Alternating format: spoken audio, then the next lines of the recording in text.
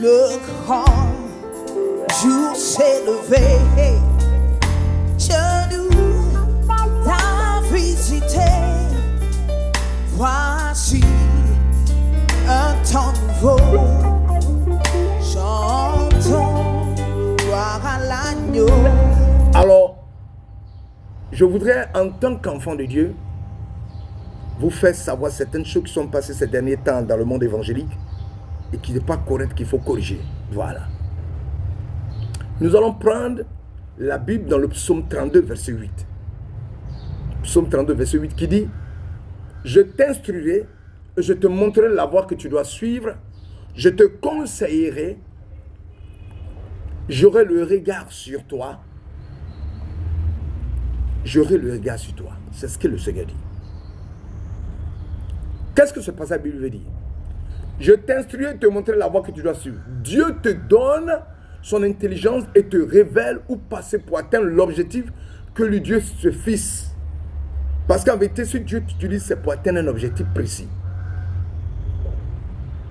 Je te conseillerai, Dieu va te révéler les mystères. Et les mystères, c'est quoi?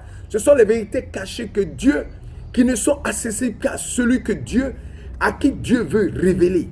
Les mystères, ce sont des vérités cachées, accessibles qu'aux personnes à qui Dieu veut les révéler. J'aurai le regard sur toi. Dieu va t'accompagner, il va marcher avec toi. Voilà ce qu'on appelle la vie d'homme de Dieu, qui marche selon la vision de Dieu, qui marche selon l'onction de Dieu et qui est en contact permanent avec l'Éternel pour éviter de faire des sorties de route. La Bible déclare dans Actes chapitre 18, verset 25. Apollos était instruit dans la voie du Seigneur, étant fervent d'esprit, il parlait, enseignait diligemment les choses qui concernent Jésus. Le Saint-Esprit, qu'est-ce qu'il fait?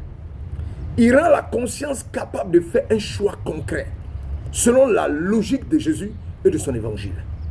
C'est Dieu lui-même, par son esprit, qui éclaire le cœur de l'homme en lui faisant comprendre la manière juste de parler, la manière juste de se comporter et la manière juste et la voie à suivre. Voilà.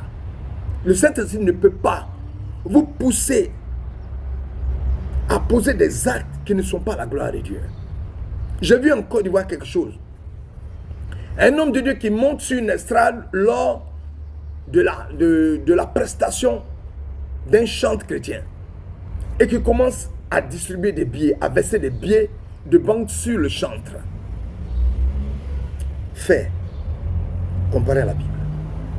Le Saint-Esprit ne peut pas vous pousser à monter sur une estrade où un artiste est en train de prester et faire ce qu'on appelle en Côte d'Ivoire le travaillement. Non. C'est-à-dire jeter de l'argent sur l'artiste. Non. Si vous le faites, lorsque vous serez rentré chez vous, vous n'allez pas dormir. Le Saint-Esprit va commencer à vous dire: est-ce que le comportement que tu as adopté là, c'est correct? Vous serez vous-même attristé. Parce que le Saint-Esprit en vous, il vous dirige, il vous conseille, il vous parle, il vous réprimande.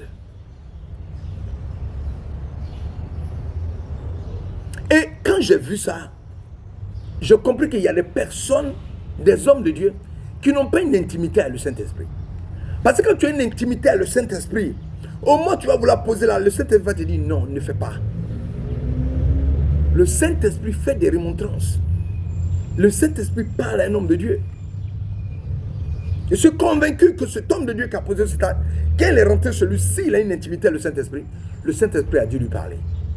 Donc, en tant qu'homme de Dieu, en tant qu'enfant de Dieu, je voudrais vous informer que quelle que soit la prestation d'un artiste, quel que soit l'endroit où vous arrivez, où quelqu'un est en train de faire une prestation, si vous voulez lui donner quelque chose, c'est votre droit.